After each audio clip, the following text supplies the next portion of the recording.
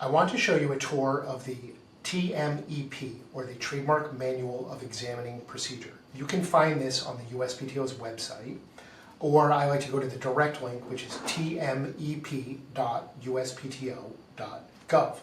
You can see here at the top, this is the November 2024 edition. It does get updated once or twice a year.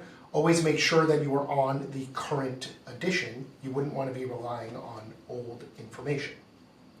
The TMEP is the manual of information that is used by examiners, but also used by practitioners on the outside, because it contains not only in-depth explanation of all the rules and procedures of trademark application process and what the examiners do and what and how they review it and all the steps and procedures along the way.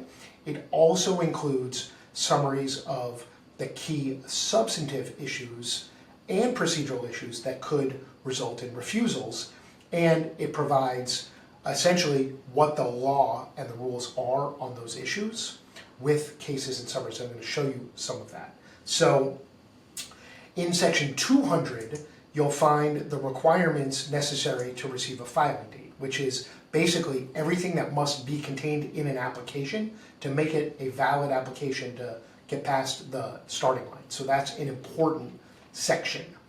And you can see here, there are literally hundreds of sections and subsections, wealth of information. If this is printed out on paper, it is many hundreds of pages long.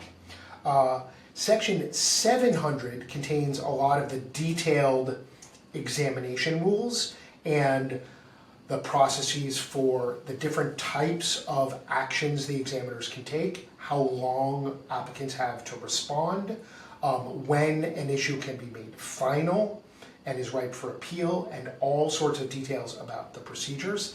And then use in commerce, chapter 900 is also very important, because pretty much every application has to show valid evidence of using the trademark in commerce with the relevant goods and services. And there's a lot of details in here about how that's done and what constitutes commerce and what constitutes valid evidence. And then the final section I want to show you is section 1200, which contains most of the important substantive issues, likelihood of confusion, descriptiveness, genericness, all contained in section 1200. So this is one that we practitioners rely on a lot in looking at the arguments made by an examiner and looking at what counter arguments might be available.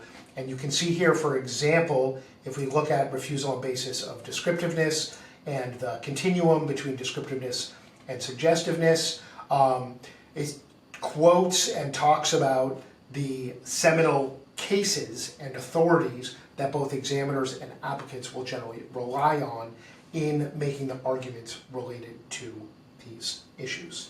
So the TMEP is a wealth of information related to the trademark process.